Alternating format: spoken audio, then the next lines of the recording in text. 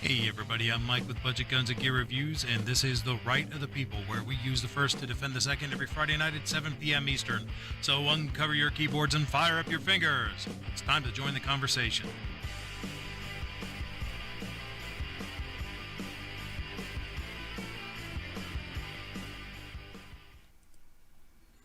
Hey everybody, I'm Mike with Budget Guns and Gear Reviews, and you are watching The Right of the People, where we use the first to defend the second. It is Friday, April 2nd, so happy Every Second Matters, everybody, as well as Good Friday. So, yeah, let's rejoice in the day, right? Want to say hello to my wonderful and esteemed panel. We have the tactical pickle himself, Calaveras 32 Special, in the house. How you doing, sir? I'm doing just fine, Budget. Thank you for the invite. Always, always, always. Speaking of always, we have the irascible yet lovable Squibload with us. How are you, sir? I'm doing pretty good. Appreciate the invite. Every time, brother. Every time. We may not always agree, but you are always welcome here. Speaking of always welcome here, everybody who's out there in the chat, we got like a whole 3 people watching. Woohoo! Andrew Faulkner's out there, Lead Life is out there, and then I'm probably the 3rd, so, Oh, wait, nope, there's 4. Holy cow. We'll give some time for people to filter in, kind of BS a little bit before this gets started. I mean, it's 7 o'clock on Good Friday. I'm sure there's not a lot of people sitting around going, oh man, I gotta watch The Right of the People. But then again, maybe there are. I don't know. It depends on whether or not the YouTubes gives them the notifications, right? Well, if they're traveling, they can listen while they drive. This is true, as long as they do so safely and, don't crash, because I would hate to be the cause of that. Yeah. Well, anybody got any plans for the weekend?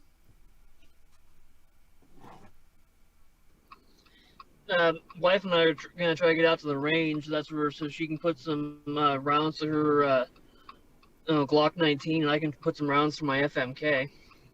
Awesome. I do want to get one of those FMKs. I really do. I kind of told myself I wasn't going to buy any more guns until I can get some ammo, because it would be hell to get a nice shiny new gun that just that wonderful smell of gun oil and steel and aluminum and plastic and be like, all I can do is look at it, because I'm kind of like that with most of mine right now. Yeah, that's for being that we added a new caliber to our repertoire. I had to kind of pay the unpreparedness tax, I guess you could call it. So when I bought ammo, it was for 124 grain cellar and below. It cost me $1 a round. Ow. Yeah, that's what I said. Ow. I mean, I'm salty that I ended up paying like $33 for this 300 rounds of CCI, the 40 grain AR tactical 22 long rifle at 1200 FPS. But then again, around here in other places, this is going for $60-70, maybe even more. So maybe 33 wasn't too bad. It just sucks that 22 long rifles going for that much. We've been there before. Yeah, and I'm sure we'll be there again at some point. Anybody know where I can find some 16 gauge buckshot? I have no clue, man. Who the hell even uses 16 gauge anymore? I don't know. My uncle used to have one many, many moons ago, but that's the only time I've ever actually really seen a 16 gauge.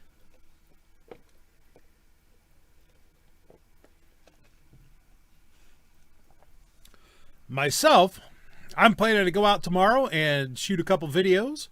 One thing I'm going to do is my review videos on these knives from Bastion. Here's a spoiler alert. I like them both. Uh-oh, we lost the pickle. He fell out of the jar.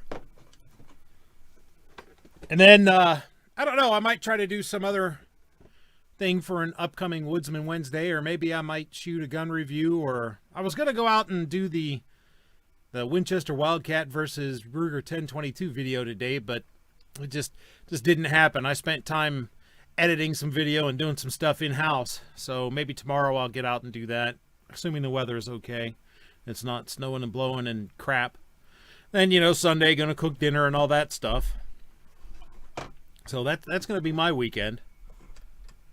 Next week, I'm planning to head to Tulsa, so that'll be cool. There will not be a Right of the People next week, because at about this time, I'll probably still be driving. So, yeah, no, I'm not going to do that from the road. But, yeah. We got some people coming in here now. Let me say hello to everybody who has shown up. Warsaw Patriots out there. Jason Stewart is here. Sinister Silverado. Haven't heard that one before. Welcome to the show. Artak and Daughters. Southpaw RX. Mike is there. NK Joe is there. Hello to everybody. If you're new to the chat, awesome. Welcome. Hope you stick around and be a participant, because this is a participatory media. It is not like radio or television where I'm just talking to you. This is a conversation. Use the chat. Sound off. Tell me what you think. You want to disagree with me? Disagree with me. I'm all right with that. I don't want to be in an echo chamber. I want to hear opinions that are different from mine so that I can take a look at them, compare my opinions with them, and decide if I need to modify what I'm thinking or if it does, in fact, reinforce what I'm thinking. It's a conversation. That's how we learn. That's how we grow. That's how we avoid stagnation. That being said, disagreement is awesome. Disagreement is fine. Disagreement is, in fact, encouraged. Being a dick about it is not. Making personal attacks against people is not. Those things right there will get you banned. So please don't do it. Just be cool.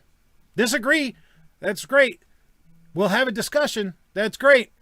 But as soon as it crosses the line into personal attacks against anybody, or you start just generally being a douche, my mods will time you out, and then if I catch it, I'll just ban you. So, be cool. And that being said, let's go ahead and dive into the El Topicos for tonight. Because first up, Democrats are trying to get Joe Biden, President Sniffy, the Sniffer-In-Chief, whatever you want to call him, Uncle Touchy, to add, via strong executive action, AR pistols and other rifle caliber pistols, the NFA. This is a piece in Bearing Arms by Tom Knighton from April 2nd. The AR-15 is the most popular rifle in the country, but it's still classified as a rifle by the federal government, which is fine because, you know, it's a rifle. Yet a firearm without a stock that isn't particularly long is classified as a pistol because, you know, it's a pistol. That's even true of AR-style pistols. Based on the law as it stands, they're not considered rifles. Millions of these pistols are in the hands of law-abiding gun owners, and there hasn't really been an issue. Until now, anyway. After all, it seems the Boulder shooter used one of these firearms in his murderous rampage, so now a group of Democrats want to make it illegal for you to own one. This is an excerpt from the letter. It might be the letter in its entirety. Dear President Biden, the House Gun Violence Prevention Task Force calls on you to take strong executive action to address serious inequities in the implementation of the National Firearms Act, which is a federal law regulating the manufacture, transfer, and possession of certain classes of firearms. For too long, gun manufacturers, in order to circumvent the National Firearms Act, have designed and marketed concealable AR-15 style firearms which fire rifle rounds. Concealable assault-style firearms that fire rifle rounds pose an unreasonable threat to our communities and should be fully regulated under the National Firearms Act, consistent with the intent and history of the law. The recent tragedy in Boulder, Colorado, where 10 people, including a police officer, were killed, is one in a string of deadly incidents involving this style of weapon. On February 6, 2019, Milwaukee officer Matthew Rittner was killed by an AK-47 style concealable weapon while trying to execute a search warrant. Later that year, on August 4, 2019, a concealable .223 caliber AR-15 style firearm was used to kill 9 people and injure 17 others in Dayton, Ohio in less than 1 minute. The National Firearms Act has proven to be extremely effective in preventing crimes with the classes of particularly dangerous firearms it regulates through a system requiring a background check, submission of photo identification and fingerprints, and registration of the firearm with the Bureau of Alcohol, Tobacco, Firearms, and Explosives. The 1934 law sought to regulate certain weapons because of their frequent use in crime. Some of the features exploited by criminals and included for enhanced regulation under the NFA include sawed-off shotguns, rifles with short barrels, and weapons with a high capacity of firing like a machine gun. The concealability and ability to use ammunition capable of penetrating body armor make these firearms especially dangerous on our streets and for law enforcement personnel. We thank you for your commitment to preventing gun violence and urge you to immediately promulgate regulations to cover these concealable assault firearms under the National Firearms Act. The letter boasts 111 names of Democratic representatives, including some of the usual suspects like Eric Nukamal Swalwell and Debbie Wasserman Schultz. Now let's be honest, yes, these weapons are more concealable than an AR-15. However, they're not that concealable. I mean, maybe if you tried to cosplay as Neo from The Matrix, sure. Otherwise, they're really not. Plus, let's also be clear here. Those with criminal intent will still be able to make an AR-15 concealable. Reclassifying these firearms as NFA items won't make anyone safer. What it will do, however, is require millions of Americans to have to pay a $200 tax stamp and ask permission to keep something they already purchased lawfully. Or they'll say screw it and become criminals. Of course, gun rights groups aren't likely to take this lying down. Gun Owners of America have already fired back in a press release sent last night. Springfield, Virginia. Gun Owners of America Senior Vice President Eric Pratt rebuked a call by 109 Democrat lawmakers who recklessly seek to add a made-up and undefined category of firearms referred to as concealable assault-style firearms to the National Firearms Act. The Democrats' anti-gun logic is asinine, Pratt stated. They think that criminals who are willing to break the law to commit murder will somehow be stymied by gun control restrictions and voluntarily submit to them. Instead of adding to the confusing complexity of the National Firearms Act, and thereby criminalizing honest gun owners, Congress should take up and pass legislation like the Home Defense and Competitive Shooting Act, which would remove short-barreled rifles from the NFA. Last Congress, the Home Defense and Competitive Shooting Act was championed by then Kansas Representative Roger Marshall. However, because of his leadership on Second Amendment, gun owners in the Sunflower State elected Marshall to the United States Senate. Now, Senator Marshall is continuing his defense of the Second Amendment by introducing the Senate companion, S-803. Pratt concluded, legislation like the Home Defense and Competitive Shooting Act is true common-sense gun legislation.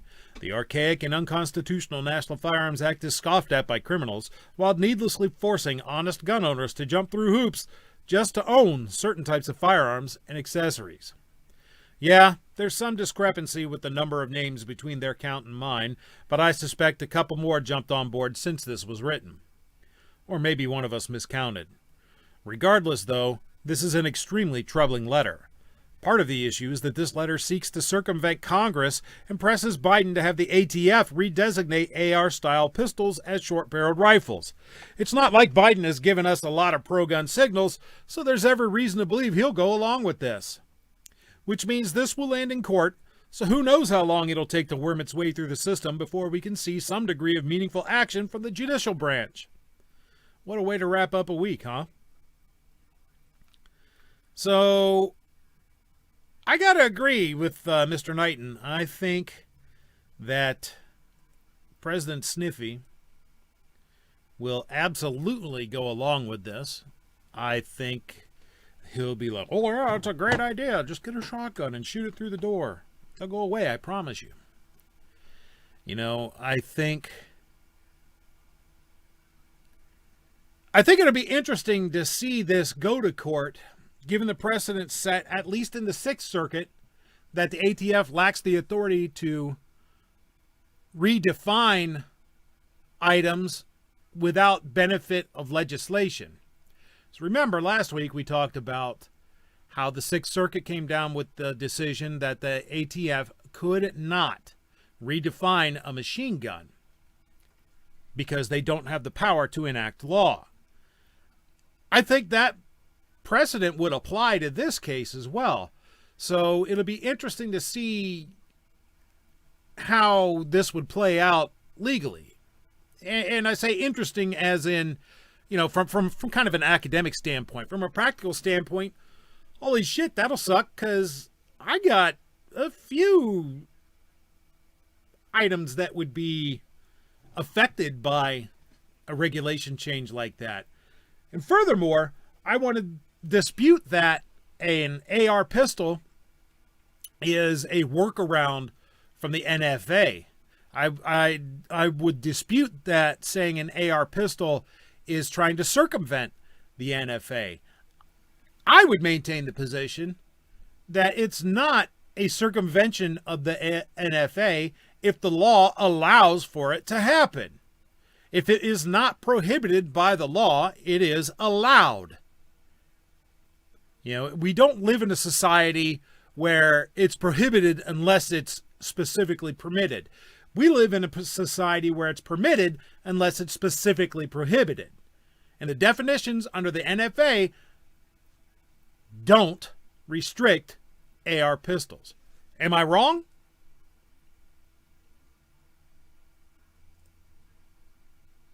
Are you asking me? I'm asking anybody. If you wish to chime in, chime in. That's why you guys are here. Well, you, since Pickle hopped out of the jar. He's probably driving through a tunnel or something. Yeah. So, my understanding is that the AR pistol, in and of itself, is classified as a pistol because it meets the criteria, the definition of a handgun. Yep. But once you put the brace on it, you could use it like an SBR. They're And not the talking brace- about braces, though, Squib. They're talking about unbraced ones. Like, Okay. Well, no, what I was getting at is the brace came about for handicapped individuals, but there's nothing that says that, you know, if you don't have a prescription, you can't get a brace. But yeah, I think it's important that you point out that they're not making this about the pistol brace. this that isn't they're about the making brace. the pistol. This is about the pistol, correct. Okay, all right. Now, I will say this.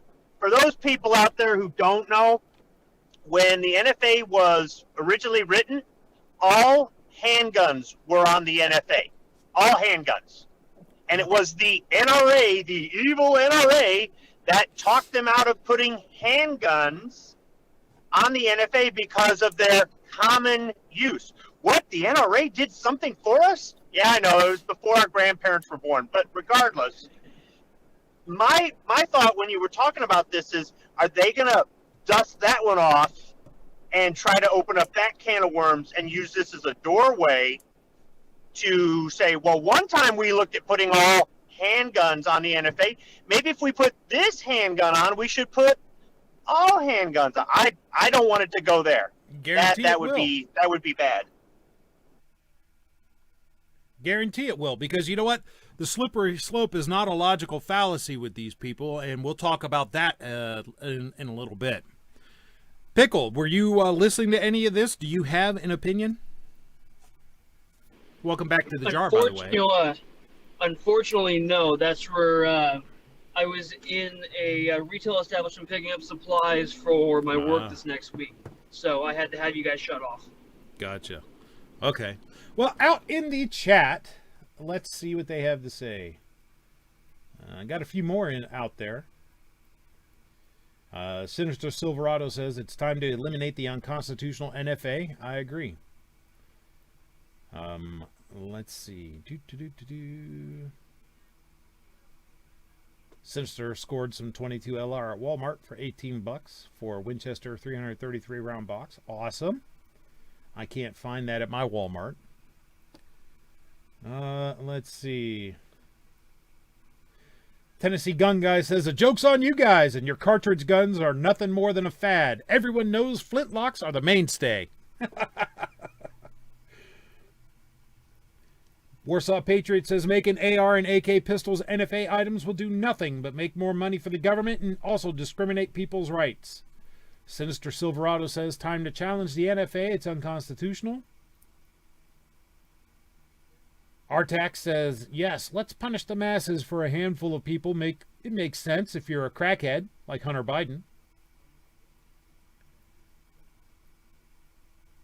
I don't think you could take down the NFA as a whole. I think you'd have to take it one piece at a time. Yeah, you got to take that building down one brick at a time. It's not going to fall all at once. I'd start with suppressors. Pardon me, goodness. I would start with suppressors and use that as the hook to start going after the other things. They take away our stuff one thing at a time, and we get stuff back one thing at a time. You know, you got to kind of look at the tug of war back and forth. Now, obviously, we want it to go our way, and we should have it go our way. But sometimes if you try to go after too much at once, you're going to stall out. Tennessee Gun Guy says they think the AK is dangerous. They should see what my 6-pounder Napoleon gun can do. Well, you know what? You should probably be quiet because they'll come for that eventually. Just ask the British. They can't really have anything anymore. If they have a pointy stick, they'll go to jail. Guy in the comments says his AR pistol identifies as a double-barrel shotgun. That's right. Sinister Silverado says the gun banners are the criminals. That logic there would kind of beat them at their own game. I think that should be a T-shirt. That's right. I was going to say, it can do 2 blasts in the air. I mean, why not, right? My AR-15 identifies as a double-barreled shotgun. I might Little wheels have are turning. to steal that one. Dang it. Where's my thingy-ding? Almost all this thing on your swag is stolen from one person or another thanks to this show. Yeah, quite a few of them. I guess that's the price we all pay for having the right of the people on a Friday night. Well, hey, you know what? Gun control isn't about the gun. It's always about control. That one came from me. I can't find my damn stickers right now, so I can't pimp them. Damn. Let's see. There's another one. There's another one. You could have a sticker pimp. Budget Guns and Gear Review sticker pimp. Yes. Yeah, I was gonna say you're failing hard at the e-begging thing tonight. I know. Well, I'm not e-begging. I have products to sell. I have merch. It's different from begging. Begging doesn't get anything in return. See, Carly says, speaking of the ATF, I'm growing my own tobacco. Seeds are so tiny, and it's totally legal. Cool. A-Dub says, what's next if this goes through and hold up in court? Standard cap mags redefined as DDs. I'm assuming you mean destructive devices. Sinister Silverado says, complying with the law is now illegal. Artax says, I'm right. Of course I'm right. Let's see. Let me try to catch up. New York Outcast says the system is corrupt, so expect the worst. And when a false saver steps up and settles on a little less, don't be shocked. I'm not sure what he's trying to say. NEPA Gun Talk says it's about fanatics forcing their beliefs on everyone else. Yes, it is.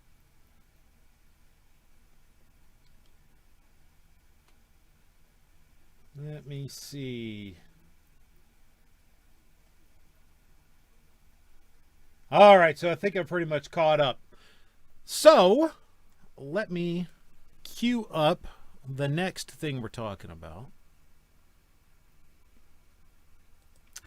Because there's yet more garbage going on here. More talk of ATF redefining things. Remember when I said, folks, when we allowed that bump stock thing to go, that they were going to go with more. That's the nature of government. Once it does something and it sees it can get away with it, it's going to go farther, and it's going to go farther, it's going to go farther. Government's tendency is to reach, once it gets a little bit of power, it wants a little bit more, then a little bit more, then a little bit more. I've said over and over that the story of gun control has been the story of incrementalism. That's the strategy they've used. They've done a little bit here and a little bit there, a little bit here and a little bit there. It's like what Squib and I were just talking about with the NFA, how our solution to getting our rights back is going to have to be to adopt a strategy of incrementalism and take them right back a little bit here, a little bit there, a little bit here, because you're not ever going to get the whole thing all at once. And they've been smart enough to understand this. So they haven't tried to get the whole thing all at once. They've done a little bit here and a little bit there and a little bit more. Well, here's the little bit more that they're trying to think of now. On top of redefining pistols, the ATF itself is wanting to redefine exactly what a firearm is, period. This is from Ammo Land by John Crump from March 26th. ATF ponders changing definition of what is a firearm to target growing gun diversity. Several large Type 7 federal firearms licensed manufacturers, the National Shooting Sports Foundation, and Polymer 80 met with the Bureau of Alcohol, Tobacco, and Firearms and Explosives today. Although the detailed discussions of the meeting are unknown at this time, AmmoLand News received leaked emails from our sources that show that the ATF is seeking a new definition of a firearm. Joe Biden has targeted so-called ghost guns and semi-automatic rifles in recent days. Sources say he is pushing to accelerate those changes by using the ATF as a stopgap for stalled federal legislation. The email states, as you know, under current Regulation 27 CFR 478.11, the definition of firearm frame receiver states that it is that part of a firearm which provides housing for the hammer, bolt, or breech block and firing mechanism, and which is usually threaded at its forward portion to receive the barrel. The email goes on to state that many frames/receivers do not meet this definition. The meeting was to solicit input and feedback on the new definition to include all current firearm frames receivers on the market. The Wall Street Journal incorrectly reported that the meeting was to be about targeting unfinished 80% frames. Actual emails received indicate the listening session with ATF was more about the growing diversity of new gun styles and how to serialize more gun parts, including rifle chassis systems, but also the long unchanging history of the firearms receiver definition and the need for updates to reflect changes in technology. An AR-15 lower receiver houses the hammer and firing mechanism, while the upper receiver houses the bolt. In a FAL, the upper receiver is the serialized firearm. The meeting seems to be stepping in the direction to change the discrepancies between different guns. Recently, there have been multiple cases where the ATF has arrested someone for selling an AR-15 lower receiver. The defendant challenges the ATF because the AR-15 lower receiver doesn't meet the definition of a firearm. The ATF quietly dropped the cases without comment. One case that stands out is the ATF arrest of Joseph Rowe for illegally manufacturing AR-15 style rifles in Los Angeles. He challenged the ATF's classification of an AR-15 lower receiver as a firearm. Instead of fighting the case, the ATF quietly dropped it. Most believe that the ATF was worried a judge would decide in Rowe's favor on ending gun control efforts. The 60-plus person video meeting included multiple firearms industry manufacturers and industry representatives, including Larry Keane of the National Shooting Sports Foundation, who commented, "As the Firearm Industries Trade Association, NSSF is always willing to engage with ATF in a dialogue concerning regulatory matters that impact our industry members' businesses so that we can protect their legal and business interests." Sources inside the ATF tell us that the agency is considering changing a firearm's definition to encompass the upper instead of the frame.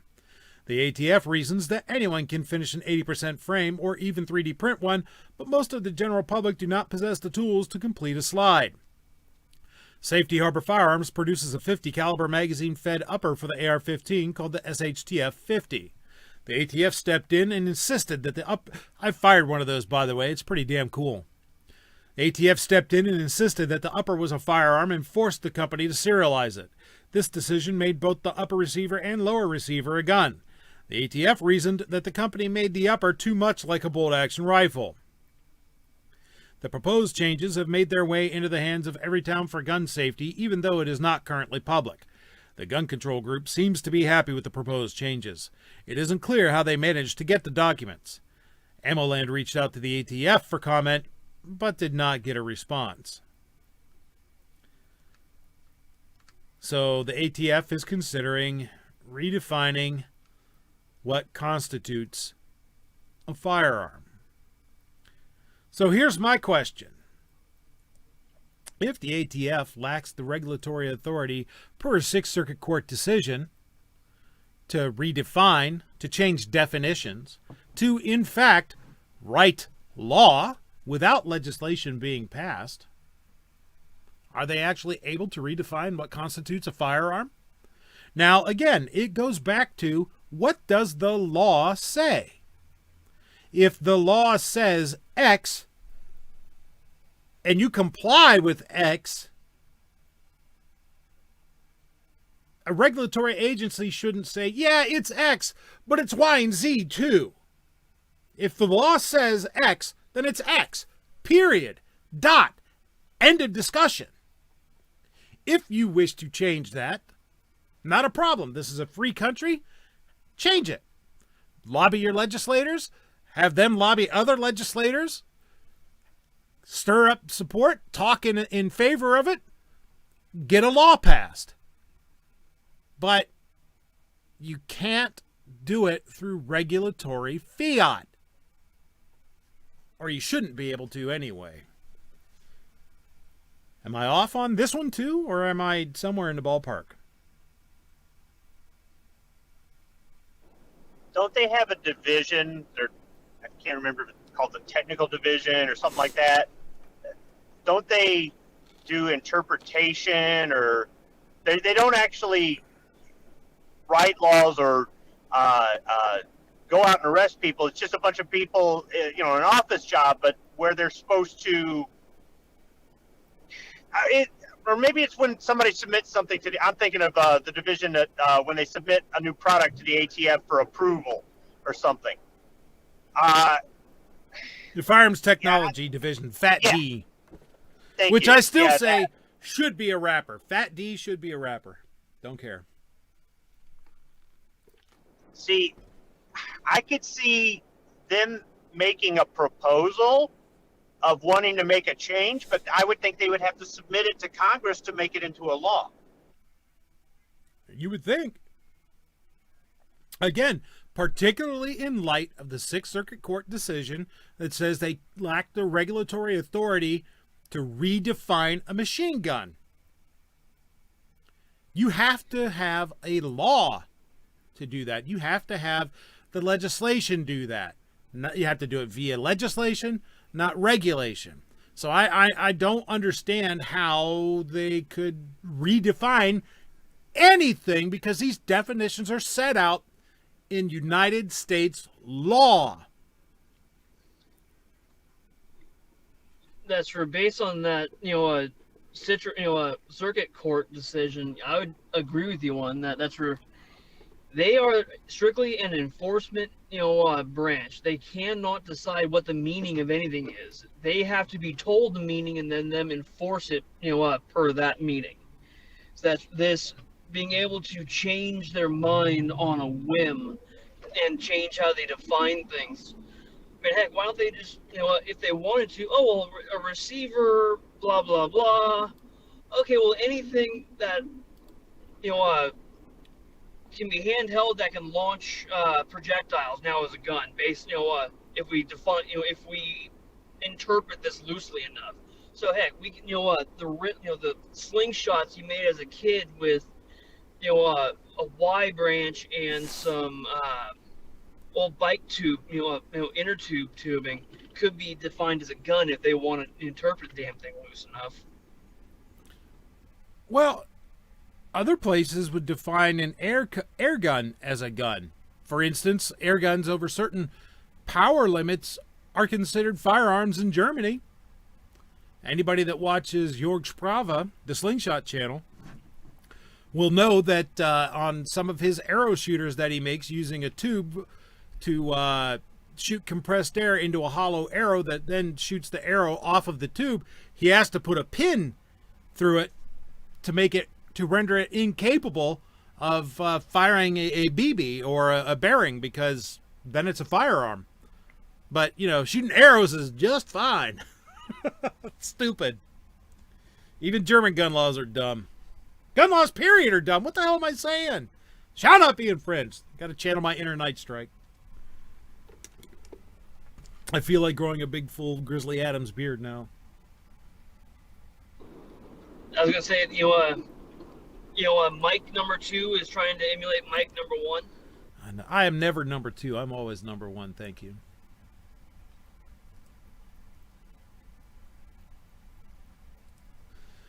Now, again, I talked about how government likes to take a little bit, then a little bit, then a little bit, then a little bit more. They have adopted that strategy of incrementalism.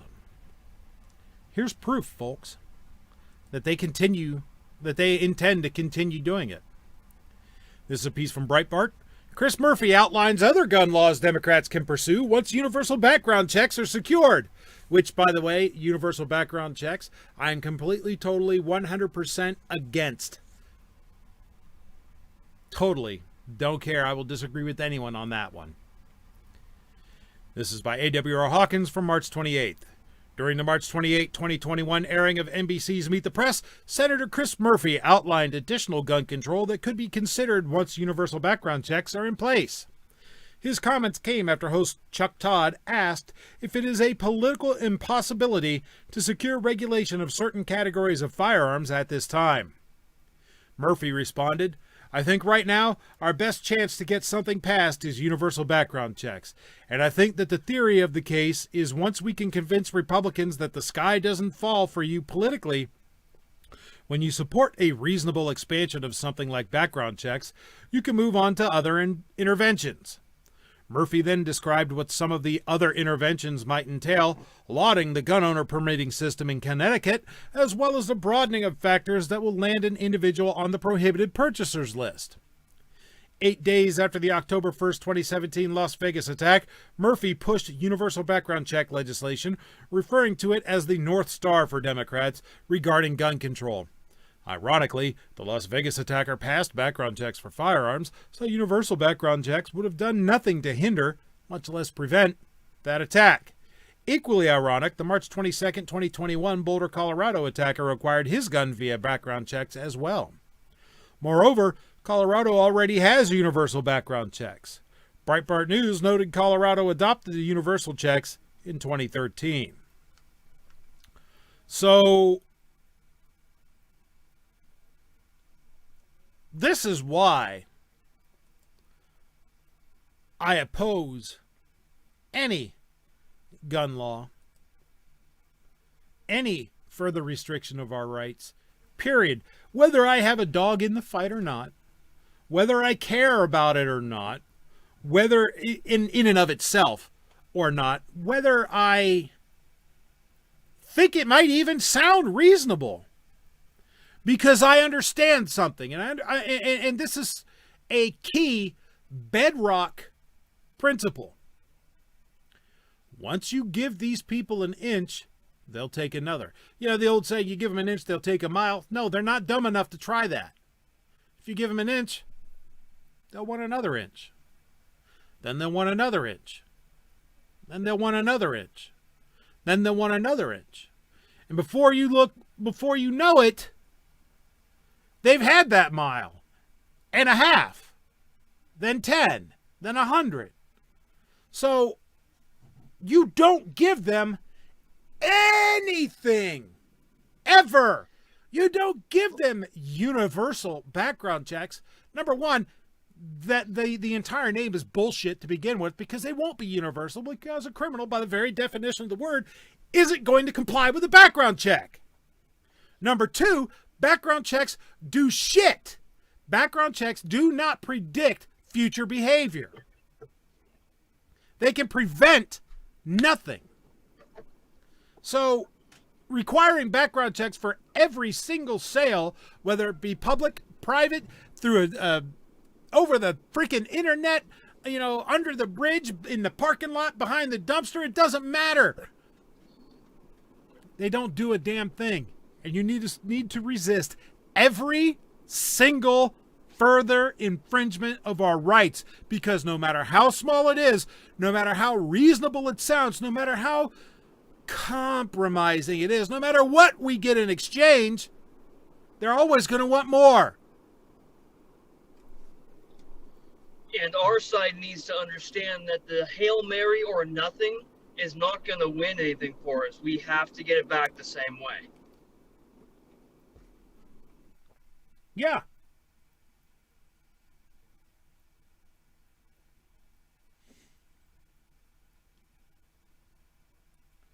Warsaw says universal background checks are totalitarian. They are constantly then checking us 24/7 every minute.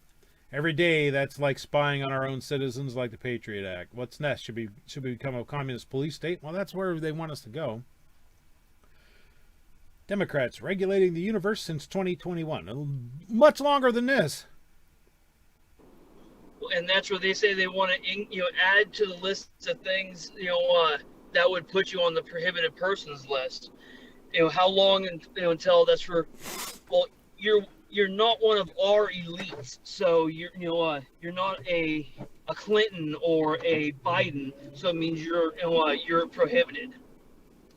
How long will it be until not only hosting, not only being a guest on, but even watching a show like this would mean that you're mentally unstable and dangerous and shouldn't be allowed to own firearms? Because once you start down that road, where does it end? Who starts to make the decisions? Who decides what constitutes unable to have a firearm, unfit to own a firearm? Do you have to take a loyalty test?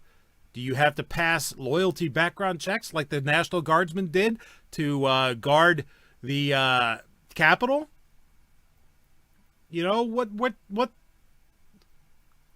What the hell kind of country are we becoming when things like that happen? And they're not only allowed, but lauded. You don't think they'll apply that stuff to you? Like Kingpin says, this ain't said about Trump. This wasn't about Trump. They didn't hate Trump. They hated what Trump represented, which was you. They don't hate guns. They hate you. They hate your freedom. That's what they hate.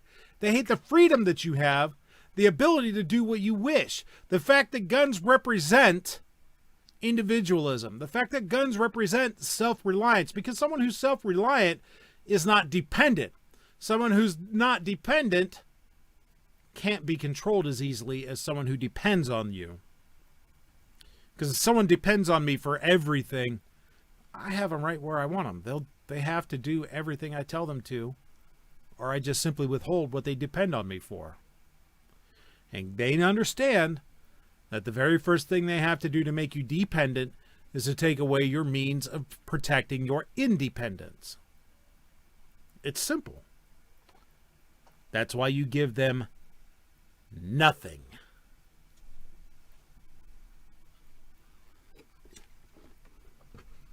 The men of Tupperware. Okay, I have no idea what you've even said. I don't know what the comment is, but I just have to say, I love that username. I think it's hilarious. So what would they say? We need to start taking stuff back at this point. That's why I'm running for Ohio governor next year. Good for you. The men of Tupperware. Gotta love it. Gotta love it.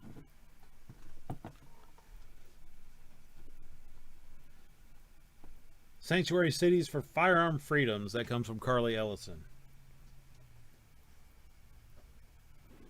That's for these, I want to make a quick statement on that whole sanctuary cities thing for the firearms. The two-way sanctuary cities, counties, whatever, it sounds great. How many of them have actually stood up and actually, put their, money where their mouth is on that? Because that's where, almost everyone I've heard of, That's better. feds end up coming in saying, well, if you don't comply, we're not going to give you X, Y, and Z funds for your school, for your fire department, for your roads, whatever the heck it may be, and they fold like a cheap suit. Well, gee, it's almost like if someone depends on you for something, you can control them by withholding what they depend on you for. Where did we hear that before? Shit. Some loudmouth with a microphone? That's right. Some fat loudmouth with a camera and a microphone.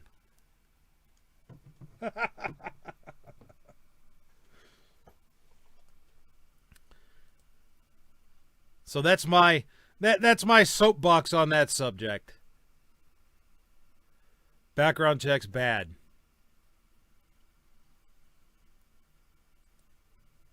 Any further infringement bad. That's for the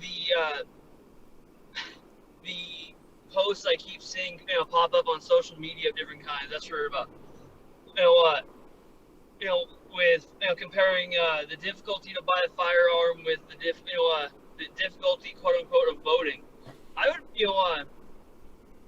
the one I really like, that's for, I made a reference, that's for, I've never had anyone mail me an AR-15. If they want to start doing that, that's for, okay, well, I'm a living, breathing citizen of this country, so they're going to mail me a fully functional AR-15. I'd be okay with that one. Yeah. They should be sending us M4s and M249s and all that crap. All of it. The reindeer, the rabbit, the bat. Interesting username. Welcome. I know I haven't seen you out there in the chat before. Unless you've been here under another name before. In which case, welcome back. So now we've got all the aggravating stuff out of the way. Let's start talking about some good news. It's about time for that. My blood pressure is starting to soar. This is a piece from the Second Amendment Foundation, which, by the way, if you're not a member of, you should be. Go to saf.org, spend $15, be a member for a year, or if you have it, spend $150 to be a life member. I did, and it was the best $150 I ever spent on the Second Amendment. 80% of existing Pro 2A case law is as a direct result of the Second Amendment Foundation's work. No, they're not paying me anything. No, I don't get a kickback. I just believe in what they do. Anyhow, SCOTUS denies review to New Jersey Attorney General in SAF defense distributed case. The U.S. Supreme Court has denied a petition for certiorari from New Jersey Attorney General Gerber Gruhl in his effort to escape the jurisdiction of the Fifth U.S. Circuit Court of Appeals in the ongoing First Amendment case brought by Defense Distributed and the Second Amendment Foundation. The Fifth Circuit had ruled unanimously that Gruhl, because of his efforts to prevent distribution of materials related to the 3D printing of firearms, was subject to the jurisdiction of the Texas courts. Defense Distributed is headquartered in Texas. It's not every day you beat a state attorney general at the Supreme Court, observed Second Amendment Foundation founder and executive vice president Alan M. Gottlieb, especially when he had been supported by other anti-gun state attorneys general from New York, California, Colorado, Connecticut, Delaware, Hawaii, Illinois, Maine, Maryland, Massachusetts, Michigan, Minnesota, Nevada, New Mexico, Oregon, Pennsylvania, Rhode Island, Vermont, Virginia, and Washington, and the District of Columbia. This is a huge victory. The defense distributed case has always been about the First Amendment, Gottlieb observed.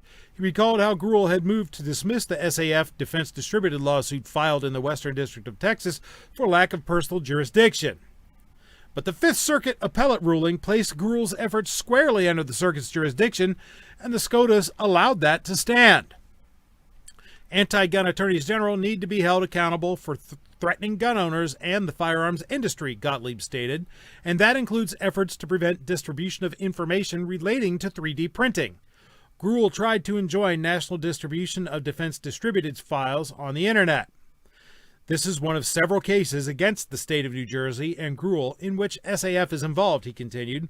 We're also suing the state, with several other parties, over the state's capricious carry laws and gun purchase permitting process. The next move in the SAF defense distributed case is their injunction request at the federal district court, where plaintiffs will pursue their injunction request. So, good news moving forward for the defense distributed v. Gruhl. That's awesome. I hope that continues. Next, because yes, oh yes, there is more good news. This coming from the Buckeye State, from Buckeye Firearms Association, Buckeye Firearms Foundation wins landmark lawsuit against Cincinnati. From Thursday, April 1st, 2021, although this is no joke. On Tuesday, March 30th, 2021, the Ohio Supreme Court handed Buckeye Firearms Foundation a victory in BFF v. Cincinnati, a nearly 3-year-old case concerning Cincinnati's bump stock ban. As a result, the city of Cincinnati has to deal with this pop-up. City of Cincinnati is no longer permitted to enforce its ordinance. This is a massive victory, said Dean Reich, executive director of Buckeye Firearms Association. Cincinnati thumbed its nose at Ohio citizens and enacted a law to regulate gun components, which state law expressly forbids them from doing. They knew the ordinance was illegal and decided to spend taxpayer dollars to do it anyway. Now the Supreme Court has spoken, and Cincinnati voters should ask council members why they wasted so much time and money on this foolish and illegal pursuit. In May of 2018, Cincinnati City Council passed an ordinance making the possession of trigger activators illegal within city limits. Pardon me. The trigger activator ban included a number of devices, including bump stocks and binary triggers. On June 21st, 2018, Buckeye Firearms Foundation, along with Ohioans for Concealed Carry, filed suit against Cincinnati, citing the ordinance as a clear violation of Ohio Revised Code 9.68, commonly referred to as preemption. Preemption is important, said Reich, because Ohio used to have a confusing patchwork of gun laws. Merely crossing a city border could turn an otherwise law-abiding citizen into a criminal. In 2007, legislators wisely decided to correct this problem by creating a uniform system of state laws and forbidding cities from passing any ordinance which conflicts with those laws. On February 8, 2019, Judge Ruhlman of Hamilton County Court of Common Pleas granted a motion for summary judgment and issued a permanent injunction. However, Cincinnati appealed the case to the 1st District, which upheld the ruling. Cincinnati again appealed, taking the case to the Ohio Supreme Court, which, on March 30, 2021, declined jurisdiction, meaning that the original 2019 ruling stands. This is not the first time Buckeye Firearms Foundation has won a case over preemption in the Ohio Supreme Court. In 2010, the court ruled in a 5-2 opinion that Ohio's preemption law is valid. In a case brought by the city of Cleveland against the state of Ohio, the court held that Ohio Revised Code 9.68 is valid in all respects, including but not limited to the mandatory attorney fee provision against any city that attempts to violate a citizen's right to self-defense. It's unfortunate that we must sue cities to force them to obey the state law, said Reich, but we simply cannot stand by and allow activist city councils to break the law and violate the rights of Ohio's 4 million gun owners. So good. Despite the fact that federally, based on an ATF regulatory overreach, bump stocks are illegal, even though the Sixth Circuit has ruled that they can't do that. This does protect those of us who enjoy binary triggers or any other trigger activator system like the Gat Crank or whatever. Whether or not you think they're just silly little range toys is irrelevant. It's a Second Amendment issue. And I've already explained my position on why defending even the most frivolous and silly of Second Amendment things is important. It's also good that it upholds the principle of preemption. Because while we have preemption regarding firearms in the state, currently we don't have preemption where it comes to knives. But that might be soon to change. As this piece from AmmoLand points out, Knife Rights Ohio Knife Law Preemption Bill introduced. Ohio Representative Al Cutrona has introduced HB 243 to enact Knife Rights signature knife law preemption in Ohio. This bill follows on Governor DeWine's signing of Knife Rights Ohio Knife Law Reform Bill, SB 140, earlier this year. Those reforms become law on April 12th. Unfortunately, without knife law preemption, numerous cities and towns in Ohio are still able to ban many knives that are perfectly legal under Ohio's statutes. So as of April 12th, it'll be perfectly legal in the state of Ohio to carry any knife you want whatsoever, concealed or openly, regardless of what it is. It will not be considered a weapon unless and until it is used as a weapon. Until April 12th, if I wanted to carry, let's say, this knife, concealed, if I were caught carrying it concealed, I would be charged with felony carrying concealed weapon. After April 12th, I won't be. It'll be perfectly legal to carry a fixed blade knife of any sort concealed. Except that, currently speaking, individual cities, counties, or local jurisdictions can make laws against it, going back to what we had with firearms in Ohio, a patchwork quilt of inconsistent laws. So that if I drive to the next town over, what's perfectly legal where I live might get me thrown in prison. That's wrong. Knife law preemption is a knife rights criminal justice reform effort that repeals and prevents local ordinances more restrictive than state law, which only serve to confuse or entrap law-abiding citizens traveling within or through the state. Preemption ensures citizens can expect consistent enforcement of state knife laws everywhere within a state. Representative Cutrona said, HB 243 is important legislation for Ohioans because it ensures consistency in knife law across the state. It will give our citizens confidence that they can legally carry the tools they use every single day without fear of an unjust arrest. HB 243 ensures liberty and is critically important criminal justice reform.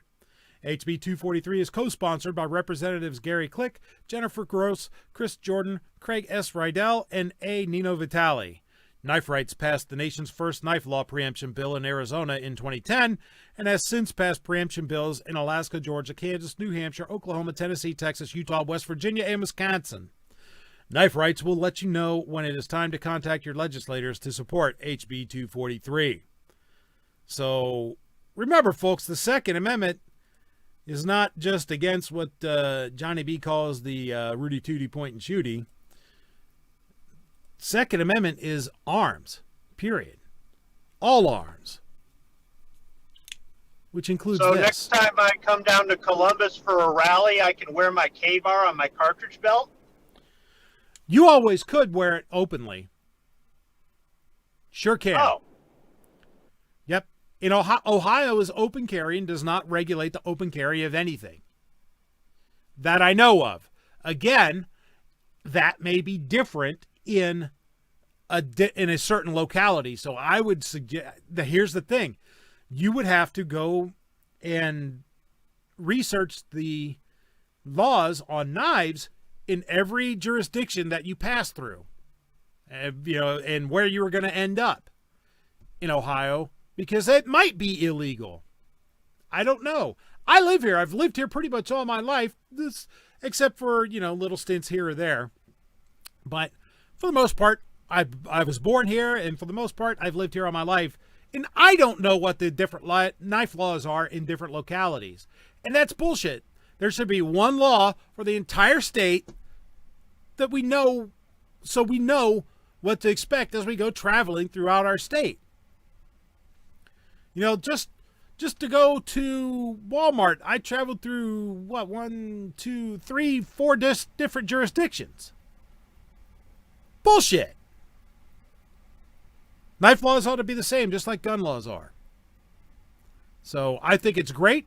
I wish them well, and, maybe I need to contact them to see what I can do to help make this happen. Because Second Amendment, again, is about all arms, not just firearms. I don't know, what's it like where you guys live? Do you have any kind of preemption? Do you have weird knife laws or anything like that? Well, I'm sure you do, Pickle. That's where we can't have switchblades or stilettos. Preemption, I don't think we have. But that's where I believe the knife laws are statewide, not by city. or jurisdiction, but don't quote me on that.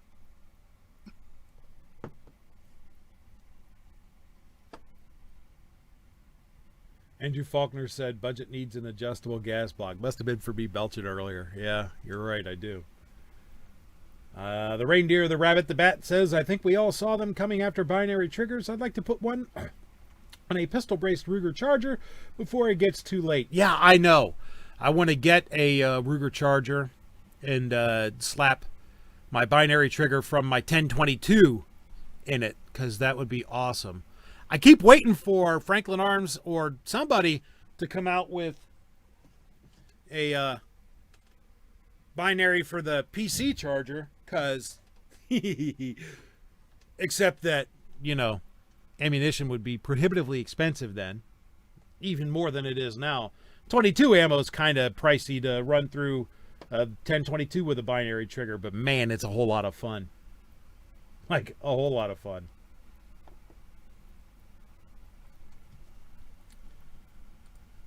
So let me see. Is there more good news? Oh, yes. Yes. There is more good news. This is for you folks in Tennessee. So Tennessee gun guy, pay attention to this one. This is for you. House passes constitutional carry bill. The Tennessee House voted 64-29 to send the constitutional carry bill to the governor's desk. The bill allows military members ages 18 to 20 and adults 20 and older to carry open or concealed handguns without a permit. Currently, gun owners have to take a training course before carrying a handgun. The bill also increases punishments for certain gun crimes. The theft of a firearm will be increased from a misdemeanor to a felony and requires 6 months jail time for the offense. The bill, which has been a priority of Governor Bill Lee in 2021, has received criticism from numerous groups, including law enforcement, over concerns it would increase crime, while supporters said they're supporting Second Amendment rights. This is not the end of the road, said Representative William Lamberth, a Republican from Portland. It is a massive step forward for freedom in our great state. It is a huge step forward for public safety. This bill doesn't just impact adults 20 and older, it also includes those in the military ages 18 to 20. For perspective as to how many people this impacts, the state issued more than 145,000 handgun permits and only suspended, revoked, or denied a little under 6,000 permits in 2020. Monday night, there was a lot of talk about loss of revenue, which the bill originally said would be $20 million. Representative Lambert clarified the state would only lose about $2.67 million. The bill was approved in the Senate on March 18th. If signed by Governor Lee, the law would go into effect July 1st. So, Tennesseans, get on the horn to your governor. Get your governor to sign this as soon as it crosses our desk. That's awesome. Congratulations for you guys. Well, I think it would be anybody in the state of Tennessee. You don't have to live there in order to exercise constitutional carry, right? That's true, but politicians don't pay attention to you if you can't vote for or against them. True, but if I go down to Tennessee this summer, you know what I'm saying? Yeah, no kidding. I might actually go down there this summer, too. So I'm thinking about going to the Professional Outdoor Media Association conference down in Franklin, Tennessee this summer. As a matter of fact, I probably will end up going down there, so... I mean, Tennessee has reciprocity with Ohio as far as concealed carry permits goes, but it's just good to know, right? Tennessee Gun Guy says it's a bastardized version, but it is closer to our goals. That's right, man. Take the victory you can get and fight for what else you didn't get later. You know, that's exactly what the antis have done all throughout the history of gun control. We need to adopt the same strategy. It might be imperfect, but, you know, we have that curse of allowing the best to be the enemy of good. You know what I mean? Let's accept good and keep moving towards the best. In that, you know, I a good idea. In fact, you could say it's downright stupid. Speaking of downright stupid. And now prepare yourself for another tale of stupidity in this episode of Moron of the Week.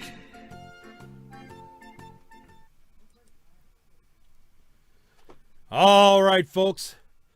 Welcome to Moron of the Week. First up, this piece by Breitbart, Brooks. Reducing number of guns, the only way to have a meaningful difference. On Friday's PBS NewsHour, New York Times columnist David Brooks said that the only way to have a meaningful impact on gun violence is to decrease the number of guns in the U.S., something countries like Australia have done. Brooks said, "The more I look at it, and I'm not alone in this, the more you conclude that the simple problem is we have too many guns in America. There's upwards of, some estimates, 350 million guns in this country. And so, when you get a lonely young man who's detached and sociopathic, getting a gun for that person is not hard. And so, we spend a lot of time on these things like background checks and assault weapon bans, and that's fine. But a lot of effort has been put into things that aren't that effective. We just have to have a debate on how do we reduce the total number of guns in the country. And other countries have done this, Australia and others, through buybacks and other things. It's obviously super difficult politically, but to me, the only way to have a meaningful difference. So, Babbling Brooks, you are, in fact, contestant number 1 for Moron of the Week. Next up, in this piece from One American News Network, found in commercial background checks. Senator Pat Toomey, Republican, although I suspect that R actually means rhino, Pennsylvania, said Democrats are making a shameful attempt to ruin the function of the Senate by seeking to eliminate the filibuster. Okay, he's right on that. In an interview on Sunday, Toomey noted how ridiculous it is that 2 years ago Democrats universally supported the filibuster, but now it's apparently racist. Okay, I can agree with him on that. He noted the current gun control bills that passed the House wouldn't have 50 votes in the Senate even if the filibuster was gone. I don't know about that because there's people like you there. The Pennsylvania lawmaker said common ground can be found in background checks on commercial sales. Ah, so there we are. You're not going to get 60 votes with legislation that requires when a father wants to sell his gun to his son to have to get a background check, Toomey said. So I still think the best way to do this is focus on commercial sales.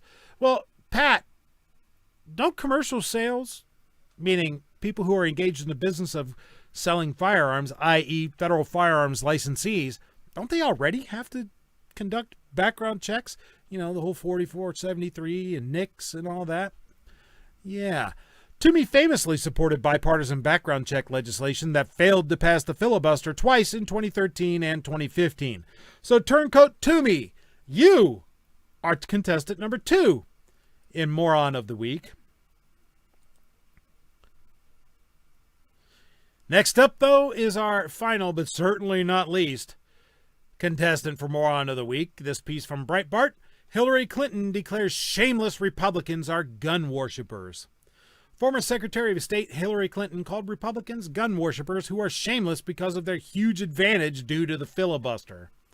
You know, democracy is the balancing of interests and rights, and unfortunately at this time, the gun worshippers have a huge advantage because of the filibuster and because of their shameless exploitation of people's unwarranted fears, Hillary Clinton said.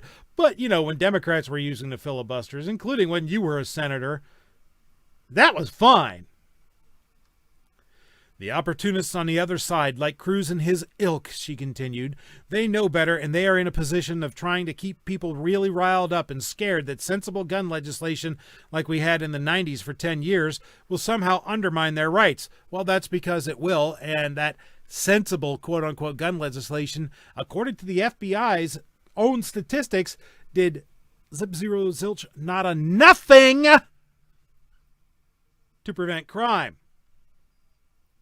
The House of Representatives has proposed legislation to impose background checks on all gun sales and transfers, but the initiative has not totally satisfied Senator John Tester, Democrat Montana, who is an important vote in a Senate that is split 50-50 with 60 votes needed without the nullification of a filibuster or the tactic of reconciliation to circumvent the Senate Democrats' vote shortfall. Background checks are important. I do believe that, but you can go too far on that ship pretty fast, too. I am for background checks. There is a caveat for handing down within the family and not requiring a background check, Tester specified. Even so, Senate Majority Leader Chuck Schumer, Democrat, New York, said Thursday he would bring up the legislation for a vote when the Senate returns April 12th.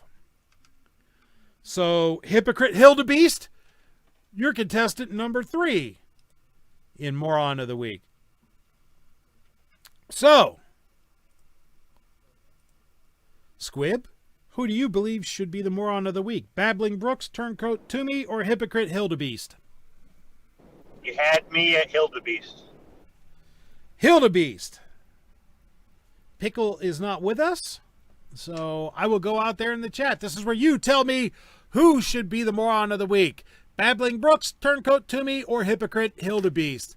Let me know. Sound off in the chat. We got 23 people watching. Let's get some votes out here.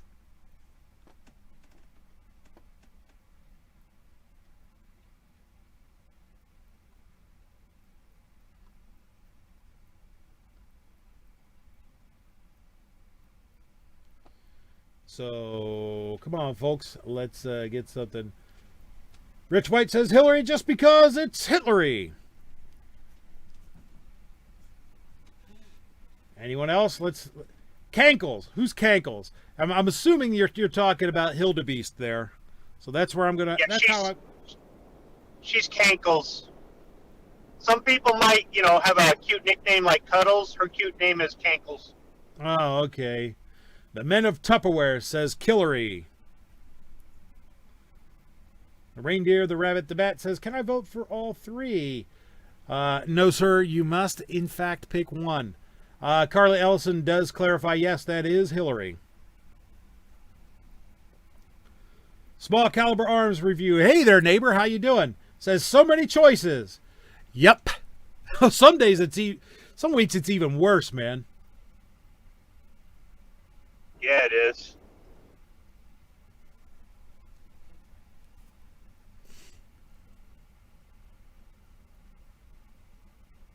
Andrew Faulkner says, all of these above can ride the short bus to the award show. Yes. Yes, they could. Come on, folks. We got 4 for Hildebeest and 5 for Hildebeest here. And we got 23 people out there watching, so let's have some more votes, man. Sound off. Don't be afraid. Don't be scared. Tell me what you think. This is a conversation, so converse. Who deserves to have the title of Moron of the Week? On this show, your vote will be counted. We don't use Dominion machines, so Go ahead. Place your vote. A-Dubs says, I'd say Hillary, but I don't need the farm raised. Yeah, no kidding. By the way, for the record, I have absolutely no evidence of any criminal wrongdoing ever in Hillary or Bill Clinton, nor do I have any evidence of anything other than them being a fine, upstanding, wonderful couple of people.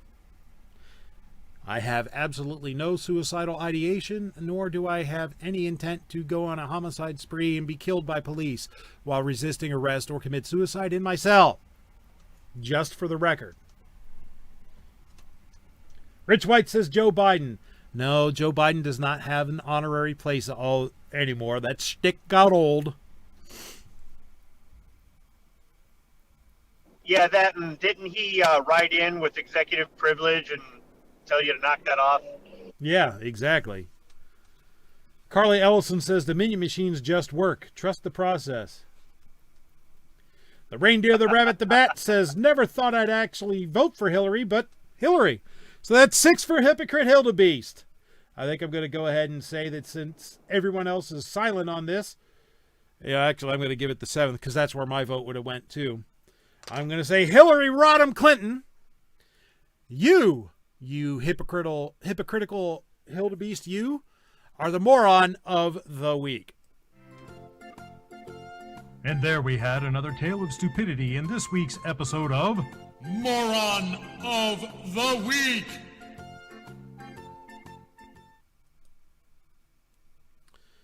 I really do like that segment of the show. It just tickles me. I don't know why. Because maybe it's fun to be mean to people. I don't know. Yeah, but see, the candidates are deserving people. They go out there and they ask for it. They really do. They earn it. They do. Oh, yes, they absolutely earn the ridicule that they get. To me, because just moron, not because he's trying to pass gun control, but because he doesn't even realize there's already laws on the books. Exactly. That's why I included him. I mean, why the hell would you specify commercial sales unless he's trying to say, unless it's a case of you keep using that word, but I don't think it means what you think it means. You know what I'm saying? Because commercial sales are already covered by background checks. Now, if he's trying to say that a private person selling is a commercial sale, then he's just completely off his nut. Unless they're engaged in a business of selling guns for profit, which is already illegal to do without a firearms license. Existing laws cover it, enforce those. Or even better, get rid of them. Frankly, I think you should be able to sell whatever the hell you want without a license. But I digress.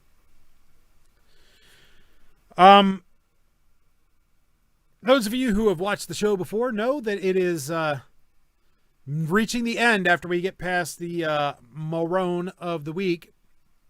So, we're going to move on to what is Roll Call 219's favorite segment, Self-Defense Shoutouts. Yay! Self-defense shoutouts are not where I'm reveling in the proposition that the good guy won the room temperature challenge by taking a dirt nap. It's where I'm reveling in the proposition that the good guy had the means, method, and opportunity to prevent the bad guy from making him do the same. First up is this piece from K4.com. California homeowner takes robber's gun, kills him, police say. San Diego. Police say a man managed to disarm a robber at his San Diego home Tuesday, then shot the intruder to death while the would-be thief charged him. The deadly shooting happened in the Mount Hope neighborhood around 9 p.m., according to San Diego Police Department. A 911 caller told dispatchers that someone had tried to rob him, but that he shot the intruder. When officers arrived, they found a man with several gunshot wounds lying inside the home. Police and then paramedics tried to save his life at the house and eventually took him to the hospital, but he was pronounced dead from his wounds shortly after arriving. Investigators say they're still working through the details of the home invasion and shooting, but they believe it all started when the resident returned to his home near 43rd and J Streets Tuesday night and found two men waiting inside for him. One of them held the man at gunpoint and demanded belongings from the house, according to police. As the robbers searched for valuables, the resident was able to disarm the subject with the gun, an SDPD news release explained, though it didn't provide for further details on how the man wrestled the weapon away. He then turned the gun on the robber, investigators say, and the intruder reportedly charged the resident, prompting him to fire the gun several times, striking him. The second man ran off as the resident called 911. Officers say the resident, 62, has been cooperative and is not considered a suspect at this time. The man he killed was 39 years old, SDPD said. Neither was publicly identified. The other intruder had not been identified or arrested as of late Wednesday morning. He was said to be in his 30s, though a detailed description was not released. So good for you, sir, for turning the tables on your attackers. I almost included the decedent in Moron of the Week, but, you know, I didn't want to add metaphorical insult to actual injury. Although, play stupid games, win stupid prizes, so I guess I shouldn't have had even that much sympathy for him. Next up is from FoxNews.com. Lyft driver targeted in Philadelphia carjacking attempt shoots 14-year-old suspect, report says. A Lyft driver who was legally armed shot a 14-year-old boy in Philadelphia over the weekend when the teenager allegedly tried carjacking him, according to a report. The 50-year-old driver received a request for pickup in the area of North 7th Street shortly after 5 a.m. Saturday morning, according to police and local affiliate Fox 29. But when he arrived, one of two boys, ages 14 and 15, brandished a gun and threatened the man as the two tried to steal his car, according to the report. The attempted carjacking victim responded by pulling out his own legal gun and striking the youngest teen in the leg, the report states. According to police, both suspects were arrested and weapons were recovered. The purported firearm used by the teenagers was actually a BB gun, according to Fox 29. Neither the report nor police indicated the injured teenager's condition. The attempted carjacking is one of the most recent in an apparent pattern of teenagers committing or trying to commit said crimes. Just last week, 2 teenagers in Washington, D.C. were charged with murder in connection with the alleged carjacking and death of an Uber Eats driver. That's why when I do DoorDash, because, I DoorDash on the side, got to get the side hustle on, I'm armed. Every single delivery, every single time, because this right there. Police said the girls are 13 and 15 years old, respectively. The victim was identified as 66-year-old Muhammad Anwar. Next up is another tale of an older gentleman getting the best of a conflict with a robber. This is from theblaze.com. Elderly veteran thwarts alleged home invasion with the help of his rescue dog and his gun. By Carlos Garcia, April 1st, 2021. There he is with the little Maltese. Vietnam veteran is especially thankful for his rescue dog after she alarmed him about an intruder to his home in Temple City, a suburb of Los Angeles. James Harden, 69, said that his 3-year-old dog, a Maltese named Angel, alerted him when...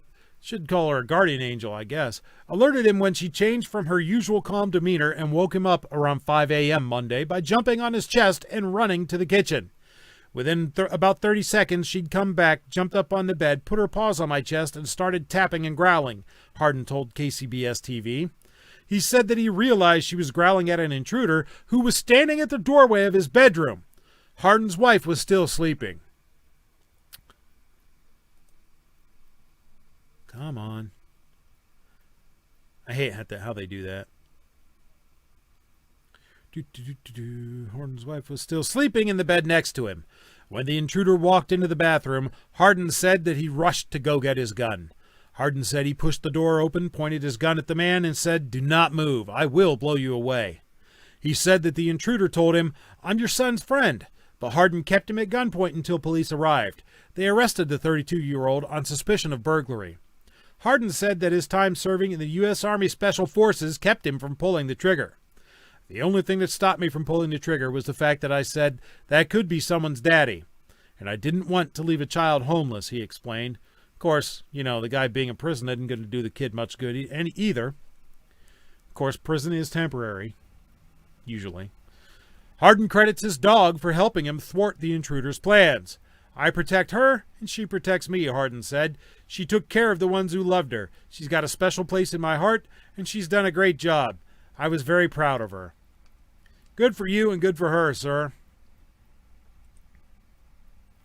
And last, but certainly not least, from webcenterfairbanks.com, Good Samaritan stops robbery at Alaska gas station. Fairbanks, Alaska. A Fairbanks resident stopped an attempted robbery at a Holiday gas station on Friday by holding the suspect at gunpoint. The incident started when a 17-year-old allegedly walked in with a knife and told employees he was robbing the store. Nick Moore, who was buying his morning breakfast and Red Bull, said that he was waiting in line when the suspect walked in with a knife. "I kind of backed up a little bit to see what he was going to do, but I kind of already had an inkling in my head of what he was going to do," Moore said. His suspicions came true as the man told employees he was robbing the store. "I put my stuff on the counter, snuck out the door, ran to my car, grabbed my pistol, and came back up to the door. And as I came up to the door, he just turned to look at me. I racked my slide on my pistol and pointed it at him, and he put his hands up," Moore said. He then told the suspect to put down his knife and lay face down on the floor while waiting for law enforcement to arrive. Charging documents say that after troopers arrived, they quickly placed the suspect under arrest.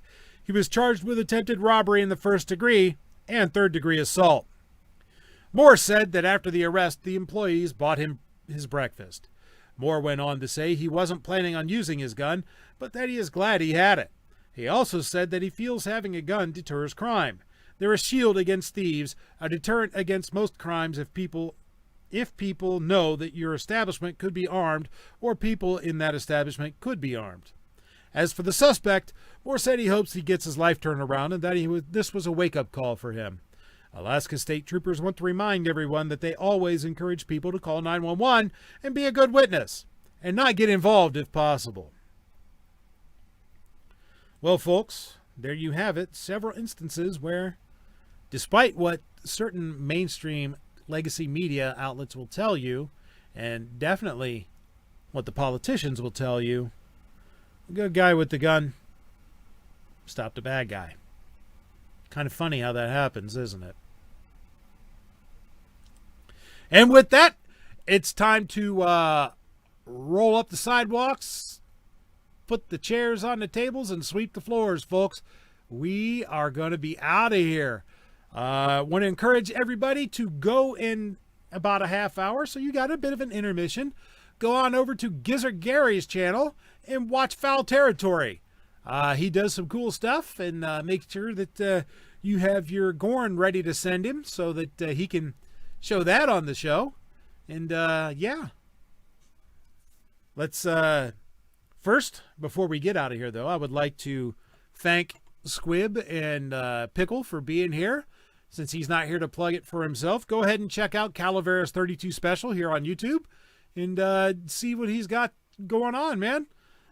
Squib, is there any last words, final thoughts, any plugs you would like to make, sir? Nah, just thanks for doing the show every week, or almost every week. I think it's good that people get to hear the good and the bad going on in the country. You know, it keeps people aware, and it reminds people that, you know, you can look at everything. You can look at everything as negative, like the mainstream media, or you can look at things objectively and kind of even keeled, like this show. Well, thank you. I try. I really do. I mean, obviously, I have a bias. I'm pro-Second Amendment. I'm pro-freedom. I'm in just about everything pretty conservative, although I do have some of what would be considered liberal opinions when it comes to certain issues. But my litmus test is, was, and always will be Second Amendment. If you're not pro-Second Amendment, I ain't voting for you no matter where else I agree with you, because on this bedrock principle, that's where I stand. You can find me here on YouTube, obviously, because, you know, you're like here watching me on YouTube, right? I do the Right of the People every week, Friday night, 7 p.m. Eastern. Except next week I won't be, because next week I will be en route to Tulsa for the Wanamaker Gun Show, the world's largest gun show. I'm going to go cover that. So wish me luck and pray that I don't, you know, fall asleep after driving 16 hours. As it stands, I'm going to go pick up Roll Call and take him with me. So that'll be cool. Maybe he can keep me awake. So that'll be cool next week. I'm going to start a new segment on Wednesdays. I'm going to start putting out a video every Wednesday. Has to do with the outdoors, whether it's a camping trick, bushcraft, survival, whatever, an outdoor gear review, something called Woodsman Wednesdays. So go check that out on Wednesday. It'll be up on the channel. Going to start ramping up some more content. I am trying to make a go of this and really build my channel this year. So, you know what? Go ahead and just watch it, man. Do what you need to do. If you want to support the channel and you want to do it without costing you a dime, go visit my Amazon influencer store. I'll put a link in the description below. Click on any link. You don't have to buy anything that's there on my store. Just click on any link there in this store, and then, you know, go buy whatever you were normally going to buy. I get a little bit of a kickback, and it helps me out, and it doesn't cost you a dime. It just costs you just a little bit of time to make a couple clicks. As I always say, folks, it's important that we let our politicians know that this stuff is not acceptable. Let them know what you think. Send them a snail mail, email, telephone, telegraph, carrier pigeons, smoke signals, semaphore, bicycle messengers, anything that you have to do to let them know what you think, and never, ever, ever give up the fight. I'll see you guys on the next one.